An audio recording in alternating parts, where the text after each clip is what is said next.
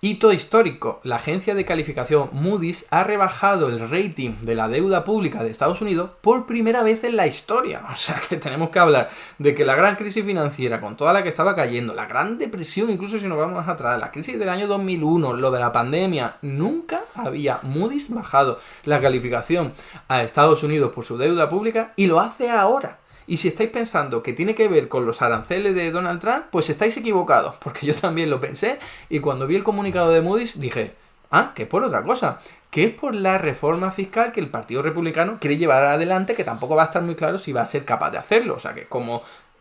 esto es muy raro desde luego.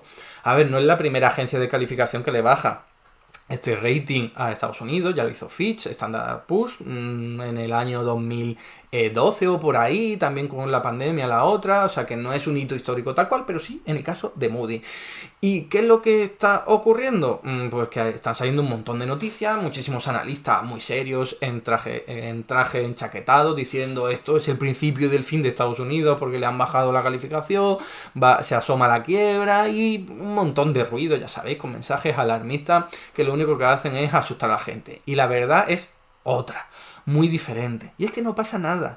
Que pueda pasar algo con la deuda pública después de todo lo que está liando Donald Trump, ya lo hemos hablado en algunos vídeos, pero para nada tiene que ver con esta rebaja de la calificación por una reforma fiscal. En todo caso tendrá que ver con los aranceles y la sigue liando parda Trump, insisto en ello, pero no con esto, que es una reforma fiscal que sí, que es regresiva, muy lesiva para las clases populares, pero ya lo hizo en el año 2017 y tampoco pasó nada. Y sobre todo, como ya sabéis, los que me seguís de hace tiempo, Estados Unidos tiene soberanía monetaria, puede evitar la quiebra y la insolvencia siempre que quiera, así que nada de alarmismo. La probabilidad de quiebra de Estados Unidos es 0%. Si quieren evitar la quiebra y la insolvencia, pueden hacerlo. Porque crean dólares. Y si le piden, oye, devuélveme la deuda en dólares, pues dice, pues los creo y te los doy. Así de sencillo. Algo que a mucha gente todavía le suena contraintuitivo, pero es algo reconocido por premios Nobel, por presidentes del Banco Central, de muchos países, por multimillonarios como Warren Buffett e incluso como Donald Trump,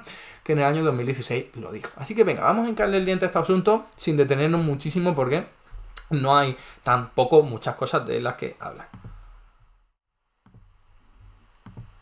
Aquí tenéis la noticia, el anuncio, fijaos, Moody's rebaja la calificación crediticia de Estados Unidos del rating de AAA, que es la máxima calificación, a AA1. Perdona que diga muchas A's, pero no hay otra forma de hacerlo, ¿vale? Es así. Países que tienen AAA, pues Alemania, Suiza, ¿vale? Y Estados Unidos lo ha tenido siempre en el caso de Moody's, ¿no? Es la primera rebaja en la historia de la agencia. Estamos hablando de un hito histórico, como os decía. Entonces, fijaos que la sorpresa venía cuando ellos mismos dijeron: no creemos que las propuestas fiscales que se están considerando actualmente resulten en reducciones sustanciales a lo largo de varios años en el gasto obligatorio y los déficits. O sea que no es por los aranceles, que es lo que debería preocupar, no, es por una reforma fiscal. Yo la verdad que no entiendo nada. Entonces, fijaos que aquí, desde que hay este tipo de valoraciones de la deuda pública, que bueno, no lo he explicado, pero ya sabéis, las agencias de calificación le van poniendo como una nota, una etiqueta diciendo esta es de buena calidad, esta es de regular calidad y esta es de mala calidad. Entonces son señales para que los inversores financieros inviertan más en una deuda pública que en otra, así de sencillo. ¿Tiene la máxima calificación? Pues allí que van todos los inversores que no tienen mucho riesgo, porque saben que no tienen mucha aversión al riesgo, quería decir, porque saben que no va a quebrar o que van a ver siempre su dinero de vuelta, ¿no? Con todos los intereses correspondientes.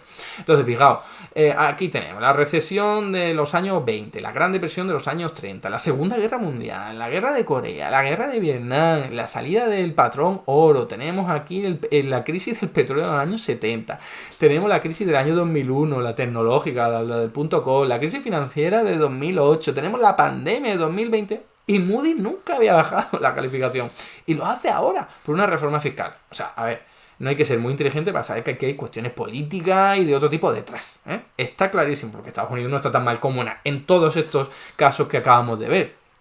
No sé cuáles son exactamente las cuestiones políticas, anti-Trump o lo que sea, porque no me interesa tampoco, pero lo que está claro es que esto no tiene ningún tipo de sustento técnico ni científico, ¿no?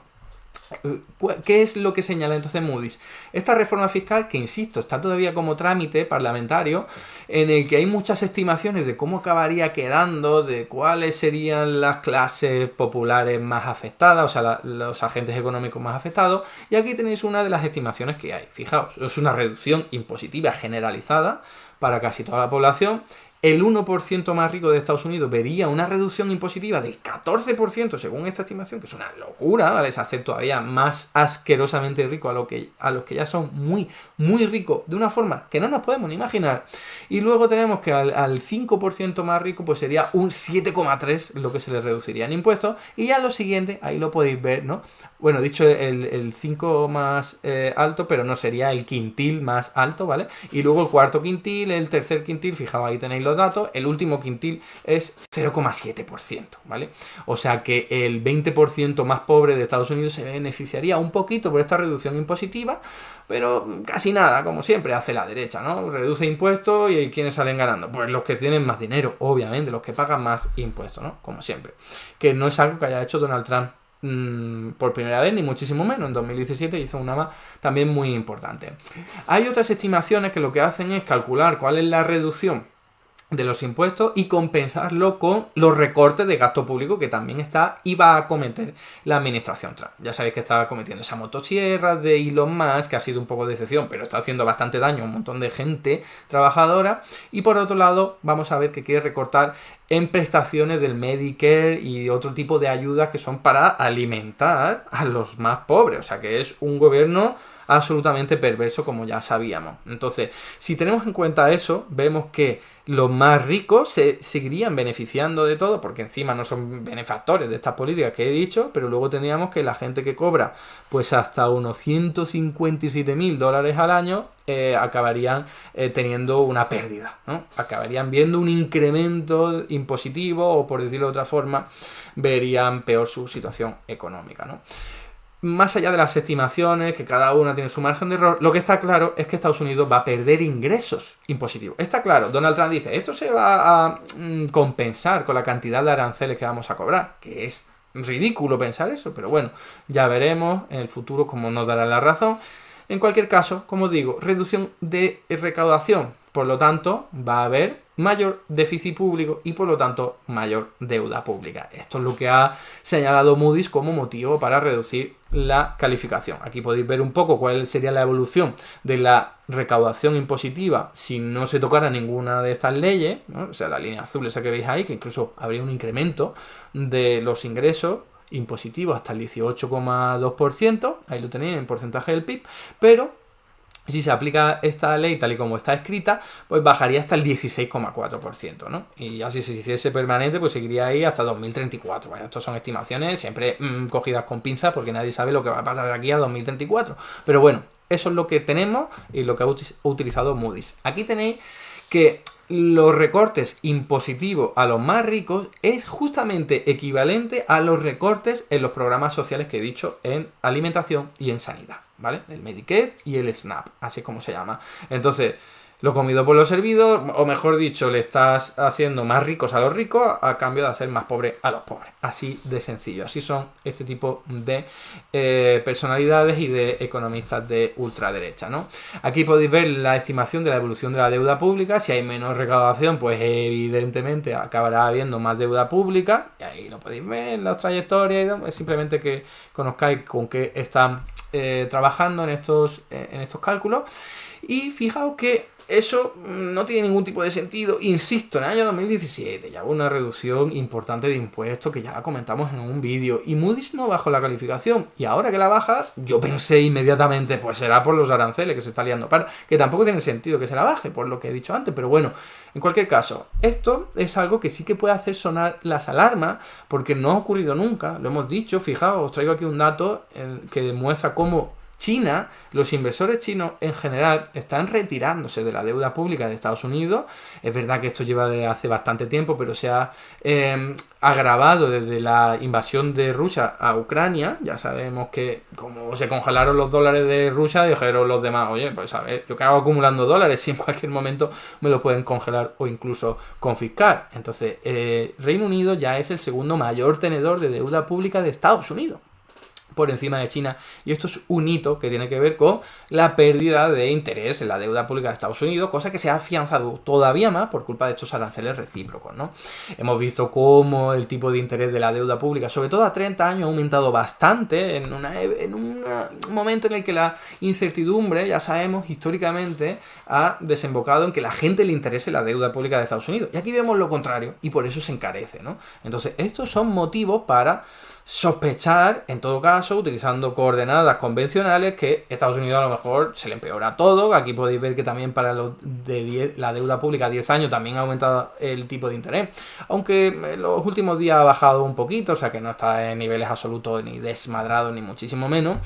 Y en cualquier caso, aquí podemos ver que si cogemos toda la evolución del pasado, lo que está clarísimo es que no está en unos niveles absolutamente desorbitados, ni mucho menos, y además que tienen más que ver, y se me ha olvidado traer aquí el gráfico que os he traído en más de una ocasión, y es la correlación casi perfecta entre los tipos de interés de la deuda pública de Estados Unidos y los tipos de interés oficiales, los que marca la Reserva Federal. Si ha aumentado el tipo de interés de la deuda pública, es porque la Reserva Federal ha aumentado los tipos de interés en los 2 o 3 últimos años. Y ya está. ¿Vale? O sea, eso es un indicador que controla a libre voluntad la Reserva Federal. Y sin embargo, tenemos aquí a la agencia de calificación pues haciendo un paripé, un circo, una pantomima. Bueno, pues nada, hay que reducir la calificación. Tontería de las grandes.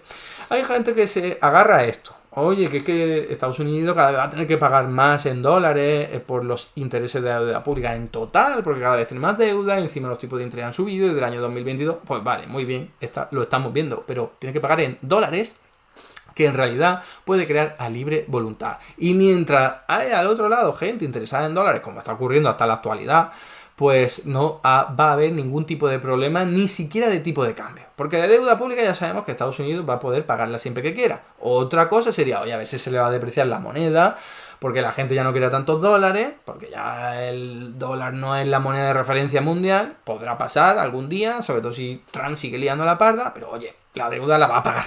La va a pagar. ¿Que te puede generar inflación y ya ese dólar vale menos? Lo que quieras, pero esa cantidad de dólares que te habían prometido devolver, te lo van a devolver. Así que no tiene sentido la rebaja de la calificación. Aquí más indicadores para que veáis que está la cosa rara. Cuando el dólar ha bajado, también lo ha hecho el euro. Por eso aquí los diferenciales en Schwab no suelen ir muy alejados el uno del otro. Pero estamos viendo que sí, que en este último año está siendo una locura, ¿eh? Y que el dólar se está comportando de una forma muy rara. Y todos los activos denominados en dólar. Y vamos a ver cómo evoluciona esto. Pero de ahí a bajar la calificación no tiene ningún tipo de sentido. Más evidencia empírica de que esto, insisto, es absurdo o ridículo. Japón tiene una deuda pública de más del 230% sobre el Producto Interior Bruto, o sea, casi el doble que Estados Unidos. Y fijaos, el coste de la deuda no ha hecho más que bajar. Y las agencias de calificación, concretamente Moody's, le ha bajado el rating varias veces. Ahí lo tenéis, en enero de 2009 o por ahí, o en octubre, no se ve muy bien. Luego fue en el año 2011, o sea, el primero fue de AAA a AA2, luego de AA2 a AA3 en más o menos 2011-2012, y luego de AA3 a AA1, que sería en el año 2013. ¿Y qué es lo que ha pasado con la deuda pública de Japón? Nada. Ha seguido funcionando, se ha seguido pagando, su coste ha ido bajando. O sea, por favor, que la gente se entere ya de que no hay ningún tipo de relación entre lo que digan las agencias de calificación y lo que ocurra con el coste de endeudamiento de los estados, ¿no? Y que tampoco hay ningún tipo de relación entre como decíamos, el tipo de interés de la deuda pública y la probabilidad de impago en estados soberanos como Japón y como Estados Unidos, porque pueden pagarlo siempre que quieran, y el tipo de interés, insisto, de la deuda pública deriva automáticamente del tipo de interés oficial que controlan los bancos centrales. O sea, nada de riesgo, nada de peligro, nada de catástrofe. Olvidemos el alarmismo. Y ahora, para terminar, es que no nos acordamos de que las agencias de calificación son una broma, vamos a decirlo así de forma suave, porque podríamos decir que son estafas, son una gilipollez absurda en el mundo financiero. Nos hemos olvidado, son tres, es un oligopolio, son estadounidenses las únicas tres, sirven para todo el planeta. Y os recuerdo, en el año 2001 le daban una calificación casi máxima a Enron, justo el día antes de que se descalabrase. En el año 2008 le daban la máxima calificación a Lehman Brothers, el día antes de que quebrara. A Grecia en el año 2012 le daban una calificación no de las máximas, pero sí de las mejores, justo el día antes de que casi quebrara porque tenía unos problemas de que habían ocultado deuda pública. O sea, esto es una broma. Las agencias de calificación son jueces y parte, hacen negocio con esto. Entonces, está claro, las compran, lo sabemos, tienen intereses económicos, también políticos.